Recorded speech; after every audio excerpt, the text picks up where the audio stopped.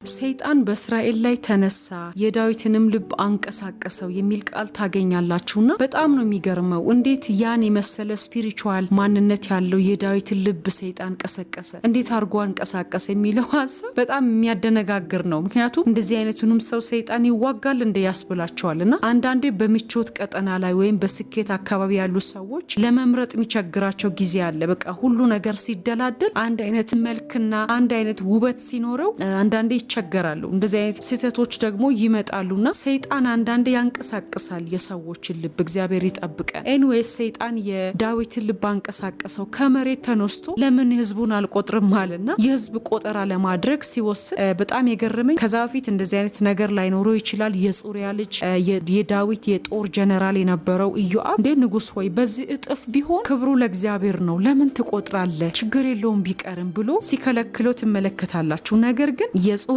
ልጅ የጦር ጀነራሉን የኢዮአብን ቃል አልፎ ዳዊት መቁጠር አለብኝ ብሎ ያንን ቆጠራ ሲያካሂድና የእግዚአብሔር ቁጣ ሲገለጥ ትመለከታላችሁ። ልክ ቆጠራውን ሲጨርስ እግዚአብሔር ቁጣ በእስራኤል ላይ ነደደ የሚል ቃል ታገኛላችሁ። በዚህ ሰዓት በጣም አስደንጋጭ የሆነ ነገር በእስራኤል ተከሰተ። ዳዊት በጣም ተጨነቀ፣ እግዚአብሔር ፊት አዘነ፣ አለቀሰ፣ ስንፍናን አድርጌያለሁ አለ። ከዛ በኋላ የዳዊትን ኑዛዜ ሲመለከት እግዚአብሔር ነቢዩን ጋድን ወደ ዳዊት ላከው። ትልቅ እግዚአብሔር ሰው ነው ነብዩ ጋድ። ወደ ዳዊት መጣና እግዚአብሔር 3 ምርጫዎችን ሰጥቷል አለው።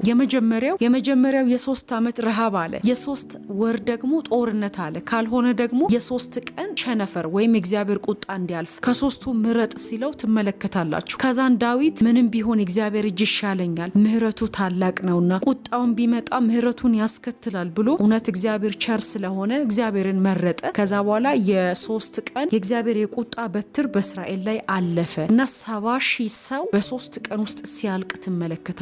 በጣም አስደንጋጭ ነው። ምንም ባልተጠበቀ ሁኔታ 70,000 ሰው ሞተ። በዚህ ሰዓት በጣም ደነገጠ ዳዊት። እግዚአብሔር ሆይ የበደልኩ እኔ ነኝ፣ እኔን ማረኝ፣ ወይም ደግሞ የመጣው ቁጣ እኔ ላይ ይረፍ ብሎ ብዙ ነገር አለ። ኖ አለ እግዚአብሔር። ሲሪየስ የሆነ አቋም ወሰደበት። መጨረሻ ላይም ደግሞ የእግዚአብሔር ቁጣ እንዲመለስ ምን አይነት መስዋዕት እንዴት ሪፐንት ማድረግ እንዳለበት አያውቅም። በጣም ግራ ገብቶታል። በዚህ ሰዓት ደግሞ እግዚአብሔር ወደ ጋድ መጣና ጋድን ምን ማድረግ እንዳለበት ለዳዊት እንዲነግረው ወደ ዳዊት ሲልከው ትመለከታላችሁ። እግዚአብሔር ቸር ነው፣ እግዚአብሔር ይመስገን። በዚህ ሰዓት ነብዩ ጋድ ወደ ዳዊት መጣና እግዚአብሔር አንድ ነገር ነግሮኛል አለ። አንድ ኦርና የሚባል ሰው አለ። በሱ አውድማ ላይ ለእግዚአብሔር መስዋዕት ማቅረብ እንዳለበትና መስዋዕቱ ከቀረበ በኋላ ያ መቅሰፍት እንደሚቆም ሲያመለክተው በጣም ደስ አለው። ተነሳ፣ እየሮጣ አብሮ ካሉ ሰዎች ጋራ ወይም ከሱ ካቢኔዎች ጋራ ወደ ኦርና ሜዳ ሲሮጥ